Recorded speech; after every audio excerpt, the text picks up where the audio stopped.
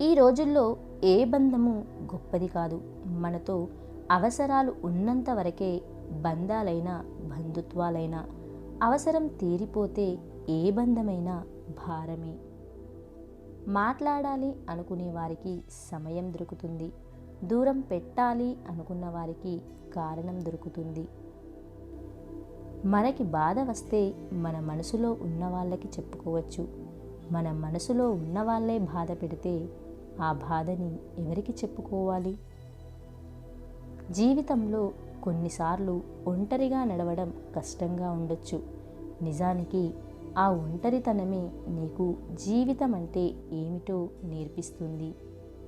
మాట్లాడమని ఎవరిని ఎప్పుడూ ఫోర్స్ చేయకండి. ఎందుకంటే వాళ్ళు మీరు ఫీల్ అవుతారని మాట్లాడుతారు తప్ప మీ మీద ప్రేమతో కాదు. నోటికి ఇష్టం వచ్చినట్టు మాట్లాడే ముందు ఒక్కటి గుర్తుపెట్టుకో, మనం మాట్లాడిన మాటలు మనకు గుర్తుండకపోవచ్చు, కానీ విన్న వ్యక్తికి ఎప్పటికీ గుర్తుండిపోతాయి. ఎవరైనా ప్రతి చిన్న విషయానికి మీలో తప్పుల్ని ఎంచుతున్నారంటే వారు మిమ్మల్ని ఎప్పుడో వదిలేయాలని నిశ్చయించుకున్నట్టు అర్థం. ప్రశాంతంగా ఉండాలంటే కొందరికి దూరంగా ఉండాలి, ఇంకొందరిని నా అనుకోవడం మానేయాలి.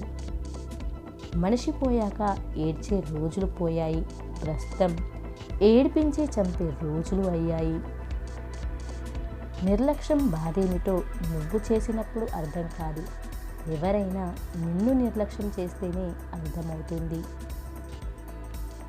కన్నీళ్లు తుడుస్తారు అనుకున్న బంధాలే కత్తుల్లాంటి పదునైన మాటలతో భరించలేనంతగా మనసుని గాయపరుస్తున్నారు.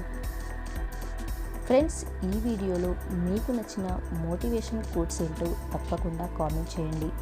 ఈ వీడియోని లైక్ చేయండి, షేర్ చేయండి. ఇలాంటి మరెన్నో వీడియోస్ కోసం మన ఛానల్ని సబ్స్క్రైబ్ చేసుకోండి.